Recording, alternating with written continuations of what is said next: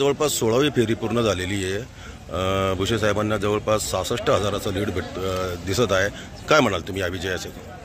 हा विजय मालेगाव तालुक्याचा जनतेचा विजय आहे आणि आदरणीय मंत्री महोदयांनी मालेगाव शहर आणि तालुक्याचा जो विकास केला असेल, मग तो पाण्याच्या बाबतीत असेल, शैक्षणिक असेल, जे काही रस्ते केलेले असतील, ज्या काही योजना शासनाच्या होत्या, जशी मुख्यमंत्री माझी लाडकी बहीण आणि सर्वात महत्त्वाचं मालेगावच्या मानात जे कृषी महाविद्यालयाने जो तुरा रोवलेला आहे, इतिहास त्याची नोंद ठेवेल असे एक ना अनेक आणि त्या गोरगरिबांसाठी जे महिला व बाल रुग्णालय उभारलेले, या ज्या विकासाच्या गोष्टी आदरणीय मंत्री महोदयांनी केला, याची जाण मालेगाव तालुक्यातल्या सर्व जनतेने ठेवली आणि हा मालेगाव तालुक्यातील सर्व जनतेचा विजय असं मी मानतो। निवडभाऊ काय म्हणाल आपण?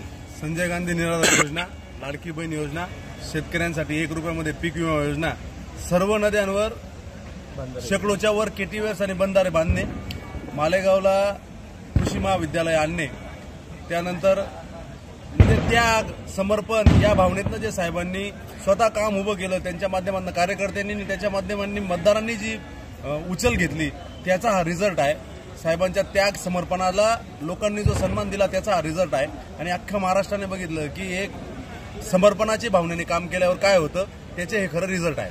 प्रमोद भाऊ काय सांगला आपण? मालेगाव तालुक्यातल्या अगदी शेवटच्या झोपडीतल्या माणसाची प्रगती कशी होईल आणि त्यातल्या त्यात मिळालेल्या संधीचं सोनं आपल्याला कसं करता येईल, जे महायुतीचं सरकार आल्यानंतर आदरणीय दादासाहेबांनी सर्वांगीण विकास केला आणि त्यातल्या त्यात सर्वात मोठे न भूतो न भविष्यते असे मालेगाव तालुक्यासाठी जे कामं केले, मग त्यामध्ये पोखरा योजना, नानाजी देशमुख कृषी संजीवनी प्रकल्प असेल, नारपार योजना असेल, महिलांसाठी बाल विकास रुग्णालय असेल आणि सगळ्यात मोठं कृषी महाविद्यालय, कृषी विज्ञान संकुल असेल, असे केलेले अनेक कामं आणि तळागाळातल्या शेवटच्या माणसाला दिलेला न्याय, याच्यातून मालेगावातली जनता अगदी सुज्ञ आहे। त्यांनी अतिशय निर्णायक भूमिका घेतली आणि आपल्या मालेगावचं नाव लौकिक मोठं करणाऱ्या दादा भुसे साहेबांना लाखाच्या लीडने विधानसभेत पाठवण्याचा जो संकल्प जनतेने केला होता, आज तो पूर्ण होताना दिसून येत आहे।